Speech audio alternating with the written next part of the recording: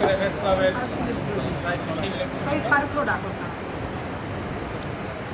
এফএক্সের জাতীয় নেতৃত্ব, বিশেষ করে আজকের আমাদের ফারবিন আফার গর্বিত পিতা ৭১ রণাঙ্গনের সৈনিক বীর মুক্তিযোদ্ধা মাহমুদ সাহেব এতক্ষণ অনেক বক্তব্য হয়েছে। আমরা এফএক্স সম্পর্কে আমি যে কথাটা বলতে চাই, এফএক্সের মৌলিক দিকটা স্লোগান নিয়ে আমরা আসলে সমাজে কাজ করছি।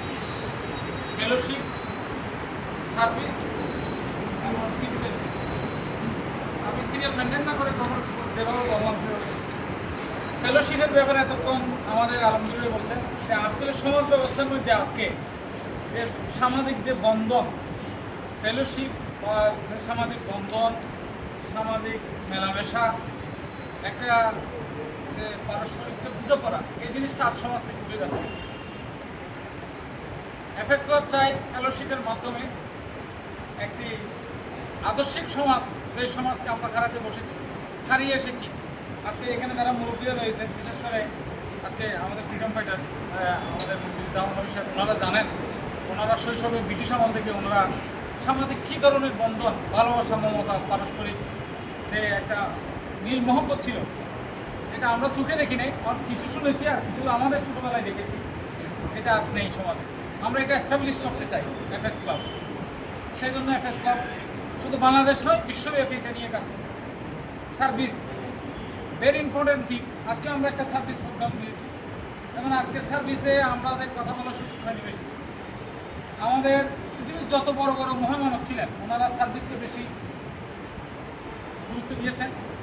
মানব ইতিহাসের আমি সবচেয়ে যে কয়েকজন মডেল সেরা মানুষ বলি, তার মধ্যে মোহাম্মদ রসুল্লাহ সাল্লাল্লাহু আলাইহি ওয়াসাল্লাম একজন, তিনি ইসলামের প্রতিষ্ঠাতা। আমি অসাম্প্রদায়িক দৃষ্টিকোণ থেকে বলতে চাই যে ওনার সার্ভিস সম্পর্কে উনি বলেছেন, যেমন আজকে আমরা এই ৩ ছাত্রদেরকে এই ফল ফ্রুট খাওয়াইছি, উনি বলেছেন শুধু ফল ফ্রুট খাওয়ানো বা খাবার দেওয়া নয় তাদের মুখে, তাদের মাথায় একজন এতিম বা গরিব ছেলের বা এতিম ছেলের মাথায় হাত বুলিয়ে দেওয়াটা আবাদত বা একটা মহৎ কাজ। মানে কতটুকু মানবিক দৃষ্টিকোণ থাকলে বা কতটুকু মানুষের প্রতি থাকলে এ ধরনের কথাগুলো আসছে মানব সভ্যতার ইতিহাসে চাইবে। সুতরাং আমরা চাই যে সার্ভিসগুলো হোক। আজকে আমাদের এফএক্স ক্লাবের সবসময় একটা কথা থাকে, আমরা যে কথাটা সবসময় বলি, আমরা দরিদ্র, অসহায় এই শব্দগুলো আমরা উচ্চারণ করি না। আমরা বলি সমাজের কমভাগ্যবান মানুষ, পিছিয়ে পড়া মানুষ। কারণ সে যে দরিদ্র, যে অসহায়ত্ব বোধ করে, তাদের সামনে যদি আমি তাদেরকে এভাবে উপস্থাপন করি যে আজকে এই দরিদ্র মানুষকে আমরা সাহায্য করব, তাহলে উনি নিজের কাছেও নিজে একটা অসম্মান বোধ করতে পারেন, যে মনে করতে পারেন, নিজেকে অসহায় বোধ করতে পারেন যে আমি একজন দরিদ্র মানুষ, অসহায় মানুষ। এটা উনি ডিসকমফোর্ট করতে পারে, অস্বস্তি বোধ করতে পারে, নিজেকে অসহায় ভাবতে পারে। আমরা চাই না কোনো দরিদ্র মানুষ, অসহায় মানুষ নিজেকে অসহায় ভাবে। যদি তারা অসহায় হয়, তারা দরিদ্র হয়, সমাজের একজন আদর্শ নাগরিক বা একজন স্ট্যান্ডার্ড সিটিজেনশিপ বা সিটিজেন যদি আমরা হয়ে থাকি, তাহলে এটা আমাদের দুর্ভাগ্য, এটা আমাদের ব্যর্থতা। কারণ আমি একজন সমাজের উঁচু শ্রেণীর, সমাজের একজন ভালো আদর্শ নাগরিক যদি হয়ে থাকি, তাহলে আমার সমাজে দরিদ্র থাকতে পারে না, অসহায় থাকতে পারে না। শেষ করছি, সরি। সুতরাং আমাদের যে মৌলিক যে 3টা স্লোগান, আমি এক্সপ্লেনেশনে যাচ্ছি না, আমার কথা হচ্ছে যে আমরা সার্ভিস দিয়ে সমাজের কমভাগ্যবান মানুষকে উঠিয়ে আনতে চাই, সবার সমান অধিকার, সমান ভাগ্য যেন নিশ্চিত হয়, সেই জন্য আমরা কাজ করছি। আমরা ফেলোশিপের মাধ্যমে সামাজিক বন্ধন প্রতিষ্ঠা করতে চাচ্ছি। সর্বোপরি একটি আধুনিক বিশ্বের একটি মডার্ন এবং আদর্শ একটা সিটিজেন, একটা নাগরিক সমাজ, যেটা আমরা রাষ্ট্রের সংবিধানের যে আমরা সুনাগরিকের কথা আমরা বলেছি, আমরা যে আমাদের সংবিধানে যে লেখা আছে, একটি সুনাগরিকের দায়িত্ব, কর্তব্য একটা রাষ্ট্রের প্রতি কতটুকু, আদর্শ এবং সুনাগরিক ছাড়া একটা সমাজ এবং আদর্শ রাষ্ট্র বিনির্মাণ করা যায় না। মানব সভ্যতার ইতিহাসটা মূলত সুনাগরিকদের দ্বারাই প্রতিষ্ঠিত হয়েছে।